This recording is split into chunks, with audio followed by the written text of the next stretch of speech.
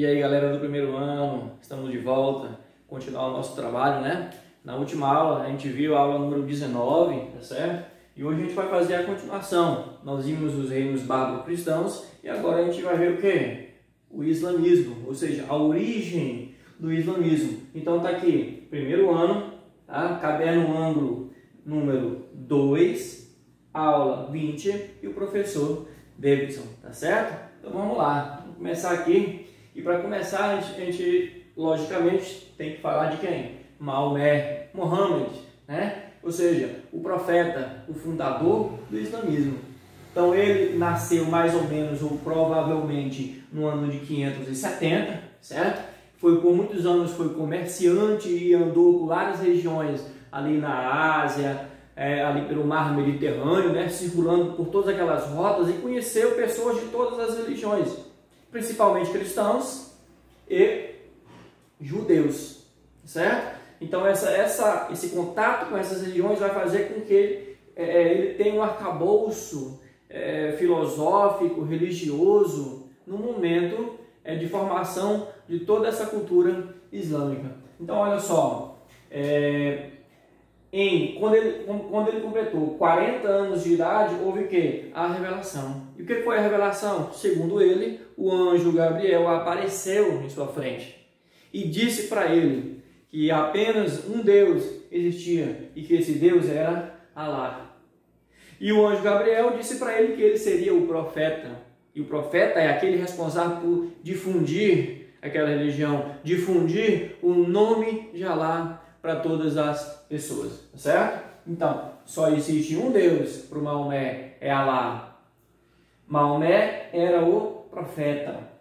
Crença no paraíso para os bons, olha só, um paraíso, né? Para todos aqueles que cumprissem à risca tudo que estava escrito no livro do islamismo, que é o Corão. Mas tinha outro livro também, que é o Sunna, certo? Que é o livro escrito pelo profeta Maomé. E os ricos tinham que ajudar os pobres. Quem cumprisse essas tarefas e outras que a gente vai ver um pouco mais à frente, com certeza iria para onde?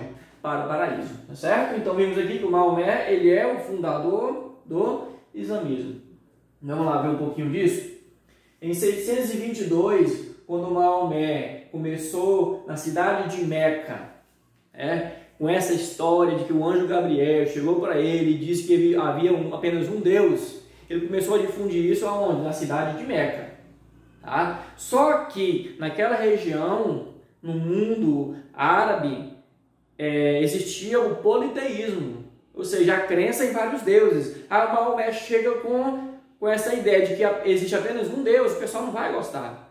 Tem muita gente religiosa que cumpria todos os deveres em relação ao politeísmo, pessoas que tinham interesses econômicos nisso também não gostou, tá? Ou seja, não gostaram. Então o que vai acontecer? Ele vai ser perseguido nesse momento. Então em 622, num movimento que foi chamado de Hégira, ele vai fugir para outra cidade chamada de Medina, tá certo? Então tá aqui, ó, Meca.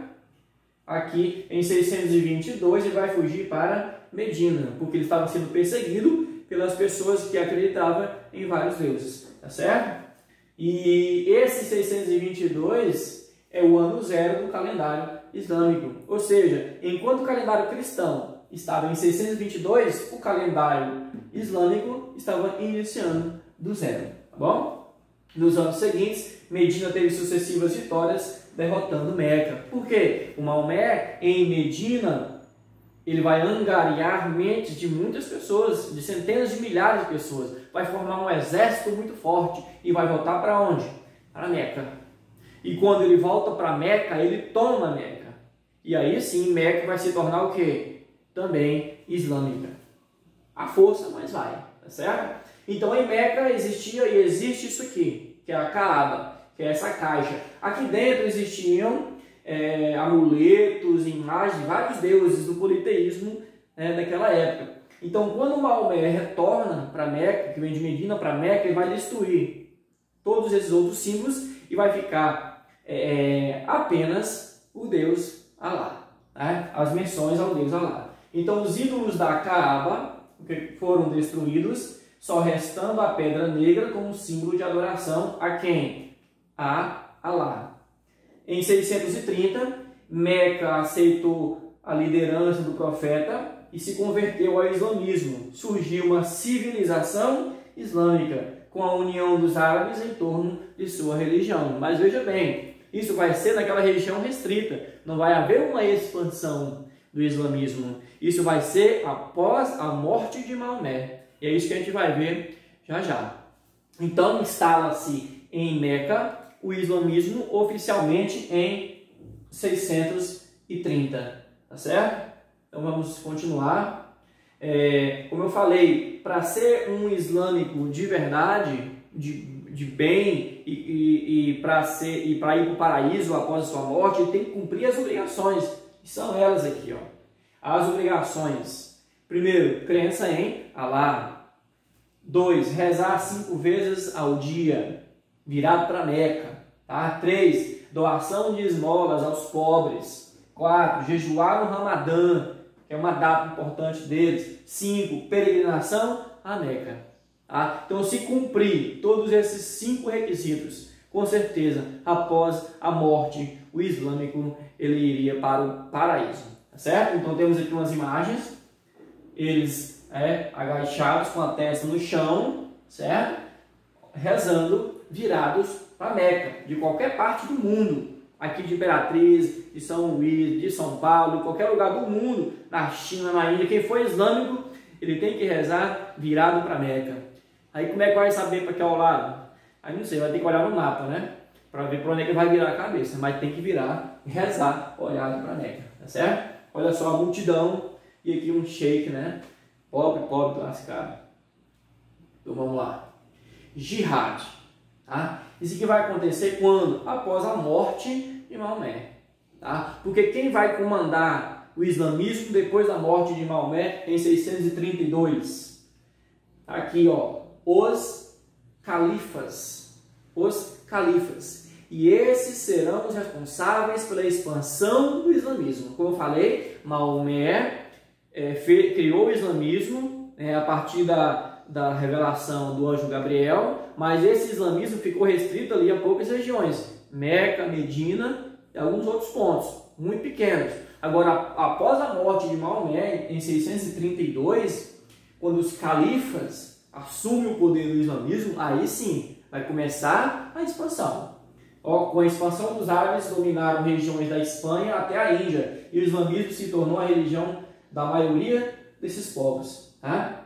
Fatores que determinaram a expansão feitas pelos califas: decadência de bizantinos e persas, o excelente exército formado pelo islamismo, desejo de conquista de novas terras, expansão do comércio e da religião, tá? Crença no paraíso. Quem cumprisse a jihad de maneira efetiva também tinha a chance de ir para o paraíso, tá? Depois da sua morte. Vamos continuar? Então aqui, ó, o mundo islâmico começava na Espanha, tá? Olha aqui onde é que a gente está, do lado de cá, a Península Ibérica, e se estendia até o Oriente, com exceção da Espanha. Hoje quase todo o restante segue o islamismo. Então é muito grande a área conquistada pelo islamismo após a morte de Maomé, né? Expansão feita pelos califas. Então bora lá. Idade de ouro do islamismo vai do século 8 ao século 12, até a alta Idade Média, certo? Quando vai ter o quê? As cruzadas,